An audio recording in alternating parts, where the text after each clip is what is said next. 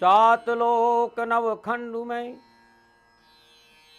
गुरु से बड़ा न कोई, करता कर न कर सके गुरु करे सो हो। सूर्य पुत्रो दृगदई विशालाक्षा शिवप्रिया, मंदाचारु प्रश्नहारतम पीड़ाहारतम में शनि। ओम शं शनिश्चराय नमः। ओम शं शनिश्चराय नमः। ओम शं शनिश्चराय नमः। नमो नारायण। कैसे हैं आप सभी लोग? खुश हैं? प्रसन्नचित हैं? मैं आपके सामने पुनः हूं अपने विचारों को लेकर। मैं खाली ये कहता हूं कि ये 15 से 20 मिनट कुछ नहीं करी, इन आंखों में देखने की कोशिश करें। आपकी हर दर्द, हर परेशानी, हर मुश्किल को हल करने के लिए ये दो आंखें आपको सपोर्ट करना ही, और देखना आंख में है और भावों में, अद्भुत भावों के साथ हरिओम तत्सत जय शनिदेवा ओम शं शनिश्चराय नमः इस मंत्र का जाप करें। ये प्रणव अद्भुत है। हरिओम तत्सत जय शनिदेवा ओम शं शनिश्चराय नमः अद्भुत प्रणव है, अद्भुत है। जीवन की दशा और दृष्टि को बदल देगा ये प्रणव आपकी। हर मुश्किल को आसान करने की कोशिश करेगा ये प्रणव आपका। हरिओम तत्सत जय शनिदेवा ओम शं शनिश्चराय नमः। और मैंने स्वयं जीवन में अनुभव किया है इस प्रणव को, और मेरा एक ही प्रयास रहता है कि मैं राष्ट्र को खुशियां दूं। और जिस तरह के इस समय है, मैं कहता हूं कि ये प्रणव आपके जीवन में बड़ा उपयोगी रहेगा। हरिओम तत्सत जय शनिदेवा ओम शं शनिश्चराय नमः। ओम शं शनिश्चराय नमः। ओम शं शनिश्चराय नमः इस मंत्र का जाप करती 20 मिनट मेरे साथ रहिए। आज का दिन कैसे शुभ हो, आपके जीवन में कैसे खुशियां आए, सुख और समृद्धि कैसे बढ़ोतरी है, ये प्रणव अपने आप कर लेगा। और वैसे भी आज गुरुवाणी में मंगलवार का दिन है, और आज के दिन हनुमान जी को कैसे खुश करें कि कष्टों से मुक्ति मिल जाए। आज का जीवन मंत्र बहुत अद्भुत है। और बात करेंगे, यदि चेहरे पे सौंदर्य नहीं है, चेहरा कैसे खिल उठे, अद्भुत नुस्खा लेके आया हूं, साथी धनवर से उपाय। लेकिन उससे पहले मंगलवार के पंचांग की बात करते हैं। वैशाख मास कृष्ण पक्ष की अमावस्या, विक्रम संवत 2001 था। वैशाख मास की 16 प्रविष्टि, सक्षम 1936 वैशाख 9, तद अनुसार मंगलवार 29 अप्रैल सन 2014। मंगलवार का प्रातकालीन नक्षत्र अश्विनी नक्षत्र चंद्रमा में इस राशि में है, और मंगलवार का राहु काल दोपहर 3 बजे से लेकर 4:30 बजे तक। राहु काल के दौरान शुभ कार्य करना, सौदा करना, पूंजी निवेश करना अनुकूल और उचित माना नहीं गया है। सलाह मेरी और मर्जी आपकी है। नमो नारायण। और बात करते हैं मंगलवार की यात्रा की। नीतिगत बात यह है कि मंगलवार को पूर्व दिशा की यात्रा कारोबार की दृष्टिकोण से बड़ी शुभ मानी गई। मैं कहता हूं आप किसी दिशा में यात्रा करिए, मेरी तरफ से कोई मना नहीं, लेकिन हनुमान जी के चरण स्पष्ट करके गुड़ की डली मुंह में डालकर पानी पीकर यात्रा पे निकलेगा। यात्रा बड़ा शुभ और मंगलकारी रहेगी। यूं कह सकते हैं गुड़ खाकर यात्रा पे निकलना चाहिए, यात्रा बड़ी लाभकारी रहती है। और बात करते हैं आज जिनका जन्मदिन है या जिनकी शादी की साल, जिनका आज जन्मदिन है या जिनकी आज शादी की सालगिरह है, मेरी ओर से जन्मदिन की और शादी की सालगिरह की हार्दिक शुभकामनाएं। भगवान शनिदेव आपकी रक्षा करे, आपका जीवन खुशियों से भरा रहे। प्रभु से मेरी प्रार्थना और मेरा आशीर्वाद आपके साथ है। 29 अप्रैल आपका जन्मदिन है या शादी की सालगिरह है, और आपके जीवन में कारोबारी परेशानी है, पारिवारिक परेशानी है, या फिर आपके जीवन में स्वास्थ्य को लेकर परेशानी या कैरियर उठापटक है, जीवन की किसी भी परेशानी के लिए हर रोज नित्य कर्म से निवृत्त नानो अपरांत सफेद कपड़ा में श्रद्धानुसार आप मिश्री बांधकर अपने ऊपर से 7 बार उसार कर या तो किसी बहते हुए पानी में प्रवाह कर दीजिए, या किसी सरोवर में कर दीजिए, या फिर किसी मंदिर में रखें। ऐसा 40 सोमवार करने से जीवन सदा खुशियों से भरा रहेगा। नमो नारायण।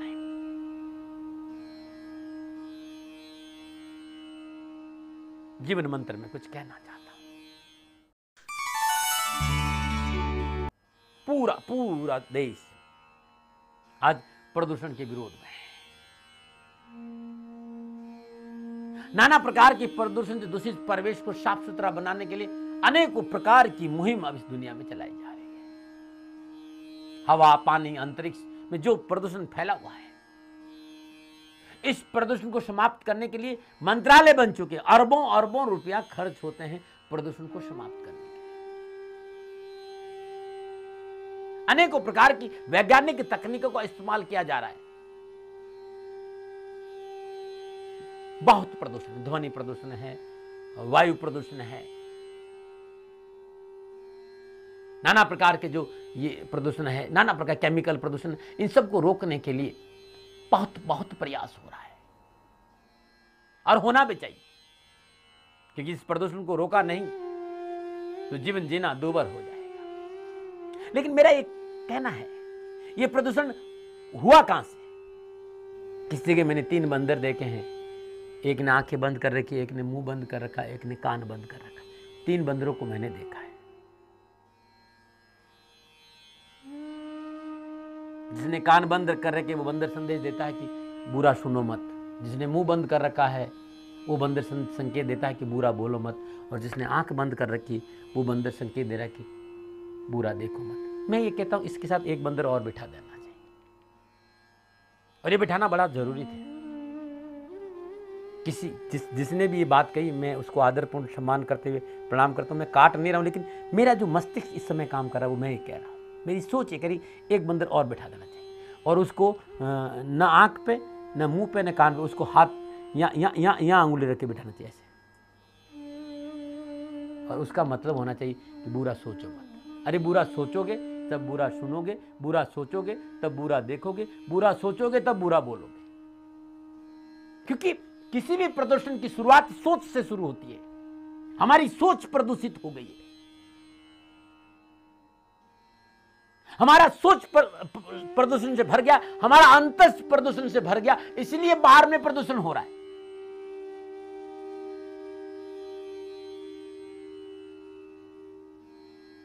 सोच का प्रदूषण, जब तक ये जो मन हमारा है, ये मन ईर्ष्या से भर गया, मन जेलेसी से भर गया, मन कंपटीशन से भर गया है, मन अहंकार से भर गया है,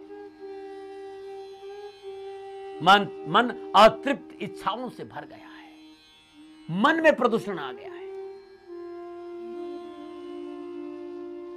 जब तक मन पवित्र नहीं होगा,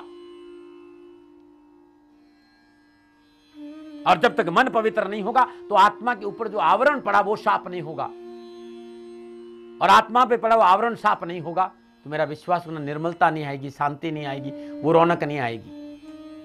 इसलिए बहुत जरूरी है कि भीतर का प्रदूषण साफ हो, और भीतर का प्रदूषण सद्गुरु की कृपा से साफ होता है, उस ज्ञान से साफ होता है। भीतर की ताजगी तब आती है जब मन की मलिनता दूर हो जाती, और मन की मलिनता तब दूर होती जब मन ज्ञान के संबंध में आता, ज्ञान के टच में आता, मन का कनेक्टिविटी ज्ञान से हो जाए। इसलिए कई बार मैं कहता हूं कि दर्पण में चेहरा दिखता है, चरित्र नहीं। मेरी बात को बड़े ध्यान से सुनने की कोशिश करिए, क्योंकि बहुत ही भाव से आया हूं और अपनी बात कहने का प्रयास कर रहा हूं कि मन की पवित्रता बहुत जरूरी, और मन चंगा तो काट होती मैं गंगा, और मन ही मनुष्य मोक्ष और बंधन का कारण है। मन सद्गुरु के ज्ञान से पवित्र होता है, और ज्ञान यदि आपके पास है तो भीतर के तारों के साथ जुड़ रही है। ये सब बाहरी आवरण है, भीतर में एक माला है जो कभी नहीं टूटती। जब वो टूट जाती है तो लोग राम नाम सत्य कहते हैं। वो माला का ज्ञान हो गया है, जिसको उस माला का ज्ञान है वो है माला माल, बाकी सभी दरिद्र है। उस माला का ज्ञान सद्गुरु की कृपा से मिलता है। मैंने पाया है गुरु महाराज जी की दया से, मैं उस ज्ञान के साथ आपको ले जा सकता हूं एक दोस्त के नाते। 9414124600 नमन है। और आज मंगलवार का दिन है, और आज बजरंग बली को कैसे प्रसन्न किया है विशेष मंत्र बताने जा रहा हूं। तैयार है ना आप? कॉपी कलम लेके आ जाइए। पेन आपके पास में है, कागज है, हाँ नोट कर लीजिए। लेकिन कागज कॉपी में नोट करने से पहले दिल में भी नोट कर लीजिएगा, क्योंकि यहाँ अच्छा रहेगा तो फिर वहां लिखने का मजा भी आएगा। बहुत विशेष सुझाव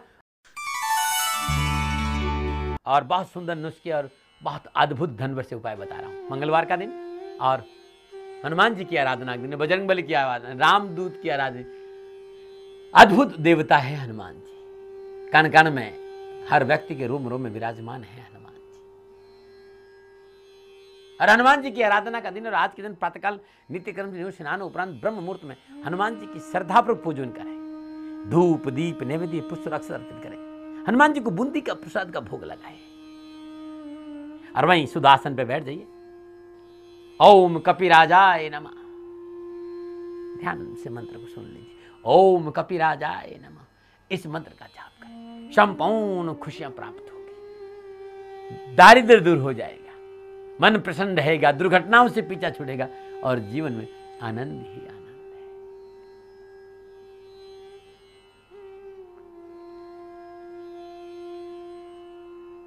अंजनी सुत है,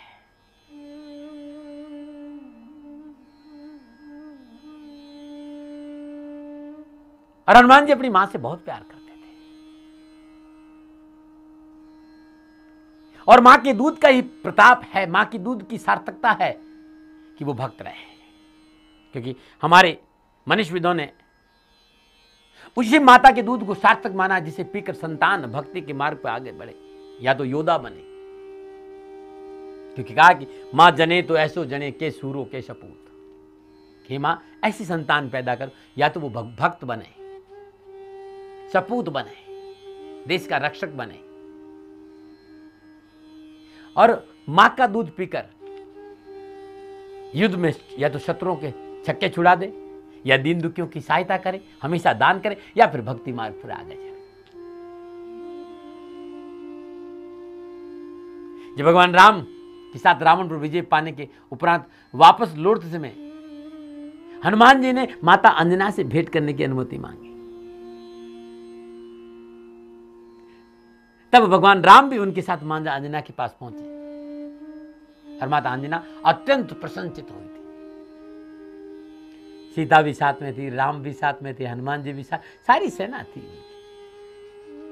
और कहते हैं कि राम को उपस्थित देख यथोचित सत्कार किया।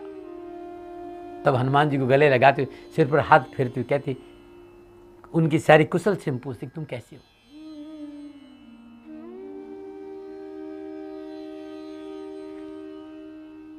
दोनों की वार्तालाप बड़ी प्यारी है। रावण पर विजय पाने के लिए भगवान राम को समुद्र मंथन से लेकर समुद्र पुल बांधने से लेकर सेना से चढ़ाई करने से लेकर सब कुछ उन्होंने मां को बताया। लेकिन ये सब जब कहानी सुना रहे थे हनुमान जी, तो मां अंजना नाराज होगी हनुमान जी से और कहने लगी कि तूने मेरी दूध की लाज नहीं रखी, तूने मेरे दूध का सम्मान नहीं, तेरे रहते हुए भगवान को इतना कष्ट कैसे सहन कर, तू तो अकेले ही सब कुछ करने में सक्षम था। हनुमान तू ये चाहता था तो रावण में इतना हिम्मत नहीं थी कि वो भगवान राम से युद्ध कर सके, मेरे दूध का तूने सम्मान नहीं किया। तो हनुमान जी ने कहा मां मैं आपकी दूध को लज्जित नहीं किया हूं, लेकिन भगवान की आज्ञा ही ऐसी थी, मैंने उतना ही कहा किया और जितना भगवान राम ने कहा, और मैं भगवान राम की आज्ञा का अवहेलना नहीं कर सकता। भगवान राम वहीं खड़े थे, उन्होंने माता अंजना को समझाया और हनुमान की बातों का अनुमोदन किया। मां अंजना जैसी मां हम सबको बनना चाहिए, जो अपने संतान को गौरवशाली शिक्षा दे, भक्ति की शिक्षा दे, सेवा की शिक्षा दे, राष्ट्र सेवा की भावना भरे, कायर नहीं बनाए अपनी औलाद को। मां जने तो ऐसो जने के सूरा क्या सपूत, कि या तो तुम शूर को पैदा करना या सपूत पैदा करना जो राष्ट्र के लिए जीना सीखे। और वास्तव में औलाद तो वही है जो राष्ट्र के लिए जिए, जिन्हें राष्ट्र प्रेम नहीं है, जिन्हें देश प्रेम नहीं है, वो धरती पर बोझ है। और वो सन्यासी भी किसी काम का नहीं है जो राष्ट्र प्रेम नहीं करता और राष्ट्र के अंदर भक्ति की भावना प्रेरित करने, राष्ट्र को स्वावलंबी बनाने का प्रयास नहीं। हर सन्यासी का धर्म बनता है मातृभूमि की सेवा करना। मैं सन्यासी उसे मानता हूं जो जन्मभूमि के लिए अपना जीवन बलिदान करता है। सन्यासी वही है। हर आदमी का सेवा करने का अपना तरीका है। सन्यासी की सेवा है कि राष्ट्र नीति को, राष्ट्र धर्म को कूट कूट कर एक मानव के भीतर में भर दे। राष्ट्र धर्म से बड़ा कोई धर्म नहीं है मेरे मित्र। अपनी राष्ट्र प्रेम करो, गर्व करो अपनी जन्मभूमि पर कि तुम भारत की इस पावन पवित्र भूमि में पैदा हुए हो। अपनी माता के प्रति, अपनी धरती के प्रति, अपने देश के प्रति तुम्हारा सम्मान होना चाहिए। और जिनको नहीं है देश प्रेम, धरती के प्रति लगाव, वे लोग धरती पर बोझ है। वे सभी लोग जो ऐसा काम करते हैं जिससे राष्ट्र का गौरव खत्म होता है, ये सभी लोग दोषी है इस धरती मां के, और धरती मां कभी उन्हें क्षमा नहीं करेगी। इसलिए ऐसा कोई कर्म मत करो जो राष्ट्र विरोधी हो, कोई भी ऐसा कर्म मत करो। परमात्मा स्वतः ही तुम्हारा कल्याण करते हैं। यह भी एक भक्ति है। रोज तुम घंटी बजाते हो, रोज तुम चंदन लगाते हो, रोज फूला माल चढ़ा और गरीब को सताते हो, यह भक्ति नहीं होगी। गरीब को सहयोग करना भी राष्ट्र भक्ति है। राष्ट्र के वे लोग जो पिछली पंक्ति में खड़े हैं, उन्हें सहयोग कर आगे लेके आना, यह भी एक भक्ति है। प्रयास करो। बेटियों को पढ़ाना एक भक्ति है, बेटियों को आगे लाना एक भक्ति है। नमो नारायण। बात करते मंगलवार के सुझाव।